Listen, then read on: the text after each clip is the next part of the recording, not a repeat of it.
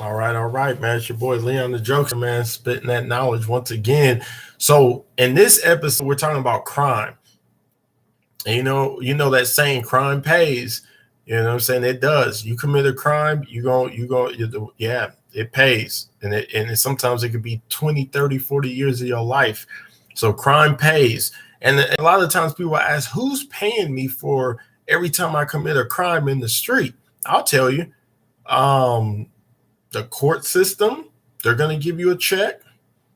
You know what I'm saying? It's gonna bounce, but they're gonna give you a check for your crime. They're gonna pay you 40 years of your life. You know what I'm saying? They don't take it. That's how you get paid when you commit crimes, and then you get paid, but it's taking your life. That's the payment. Is stripping your life away, years of your life. And let me tell you something. Once you get in jail and prison, time slows down. You know what I'm saying? When you're out here living in the world of freedom, then time passes by super fast. You be like, man, I got another birthday. I just had one last year. But not when you in prison. Prison, man, you feel like you've been in there 10,000 years. You feel like it's the book of Genesis. I'm like, nah, you get out, you 930. You're like, man, yeah, that was the same age as Adam in the Bible. So, man, I try to tell young people, you know what I'm saying, man? Just stay on the straight and narrow. Keep God first. You know what I'm saying? Stay in school, get a good education, man. Try to do something positive in the world. You know what I'm saying? I'm a voice for the voiceless. So, you know what I'm saying? I just want people to do the right thing because, man, crime is crazy. I used to be a residential counselor. You know what I'm saying? Like, and I would help teenagers get back on the right track. Some of them were in gangs. Some of them had like really, really messed up. And some of them passed away. Like I remember my boy Robert. He asked me when he got released. He said, "Man, you don't teach me how to DJ?" I was like, "Yeah, man. Come through to the church. Here's my phone number." I gave him my phone number and everything.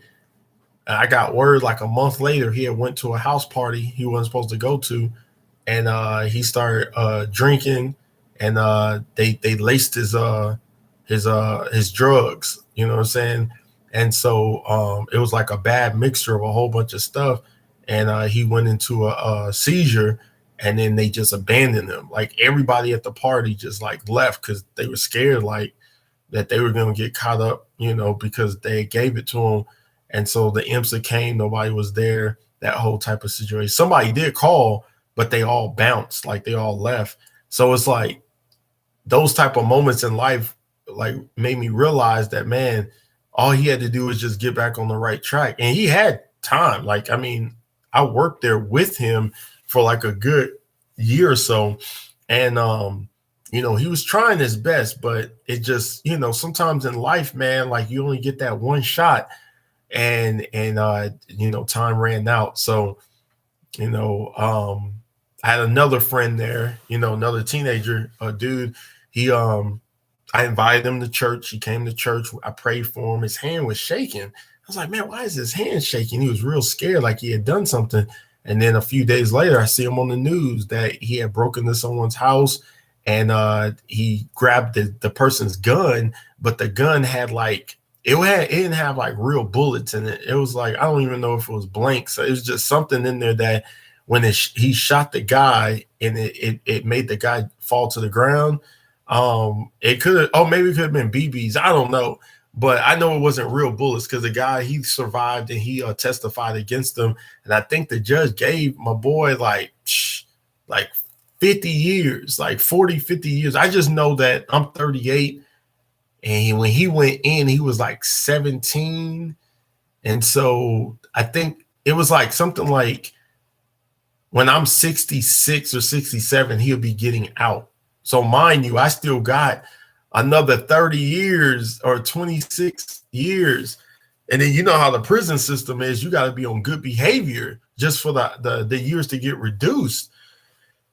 So I don't know, man. It's crazy. Then one of my another teenager, I mentored him, played basketball with him, tutored him, talked to him about like the pros and cons of life, and you know what I'm saying. And he ended up getting 20, 30 years or something like that too, because he robbed somebody with a machine gun.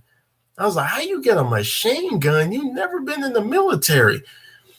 Yeah, he was just like, Leon, I had to do what I had to do.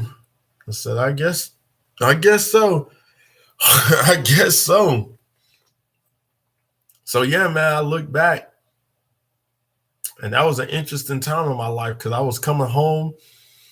I left that job as a residential counselor. I was going home one night, just got done playing basketball, putting all the teenagers asleep in the same facility.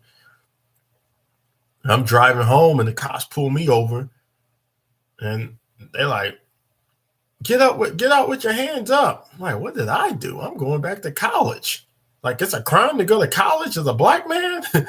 He told me, the officer said, get in my front seat. So I got in the front seat, right, with the quickness.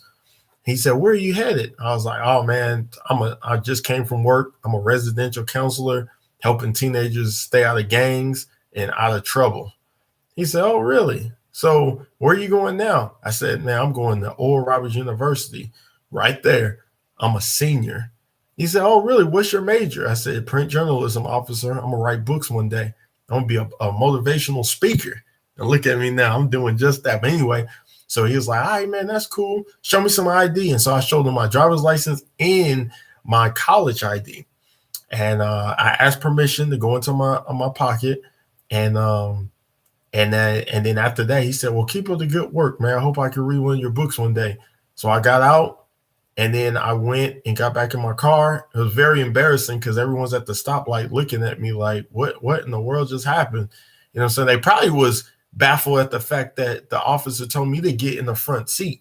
So I don't know what that whole deal was about, but I guess, I don't know. It's crazy, bro. Like, as a black man in America, I don't really have to describe why or try to make sense of why things happen the way that they happen. I already know why, but it is what it is. We just need to walk in love and forgiveness. And so at that very moment, I could have definitely had a hatred for cops, but I never went that route because God always protected my heart. And I wasn't even a follower of Christ at the time. So, I just know that there's cops out there that are doing their jobs, trying to keep the streets safe. And then there's people out there that are just crooked. And we live in a fallen world. So crime doesn't pay. You know what I'm saying? If I could turn back the hands of time, I would tell all of those teenagers, please do not do the crime, because you're going to have to do the time. And we talked to them. We had tons of residential counselors. It was always like 3 or 4 every like 3 or 4 months. We have new ones. And those kids, they had a choice to make, man. They were like in high school, and they had a choice to make. The problem was they allowed these kids to go back into that old environment every weekend. So if you let someone go back into their old environment every weekend, they're going to have a relapse. How you think they're going to act when they get back on Sunday night and they don't talk about what happened over the weekend and who they saw and who's about to get out of prison and who went in? And so Monday through Friday, right? Like, they're there and they're still thinking about what they saw over the weekend, which was bad.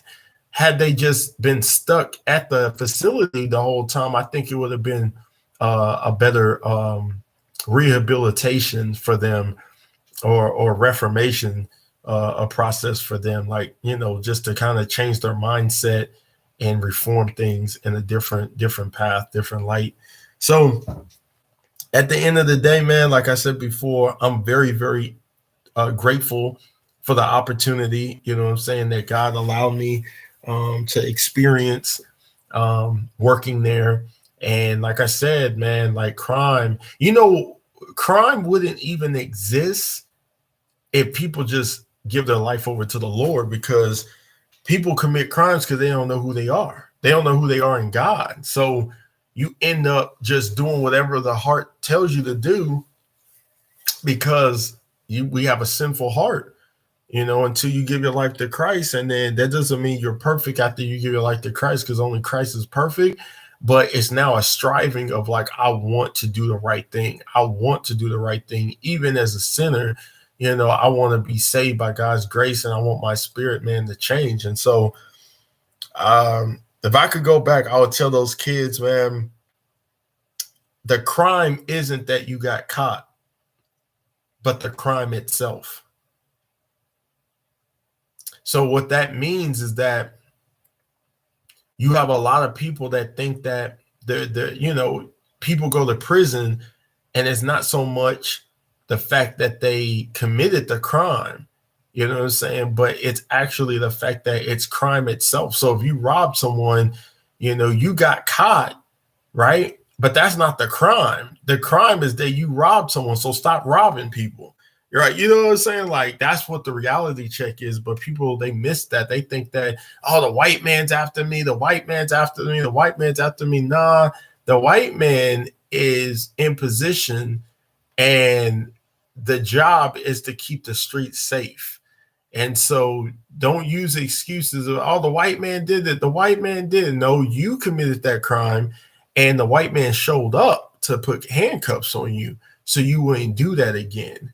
And so we got to stop blaming the white man, because that's just a universal way of not taking responsibility and being accountable for your ways and your choices. And so remember, is not the crime is not is not the crime is not the crime isn't that you got caught, but the crime itself. All right. Remember that, man. Remember that. I'm out.